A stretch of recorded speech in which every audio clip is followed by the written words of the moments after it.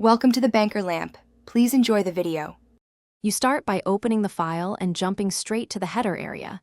This saves time and prevents accidental edits to body text. Once there, make sure to show formatting marks and enable header editing so you can see section breaks and linked headers. You need to identify whether headers are primary, secondary, or page-specific, because the strategy changes once identified. Select the first header instance to remove or unlink it from following sections before editing.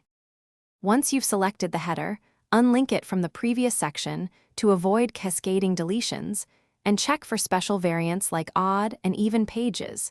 This prevents unintended changes elsewhere. Now delete the header content or replace it with a blank header for the current section only.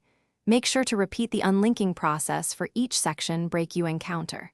If headers are part of a template or master page, edit the master view carefully so changes apply as intended rather than to finish. Inspect and remove any unnecessary section breaks or merge sections if doing so won't disrupt formatting, because stray breaks can recreate headers. Then preview the document on screen and in print layout to verify headers are gone across all pages. Make sure page numbering and TOC still behave correctly.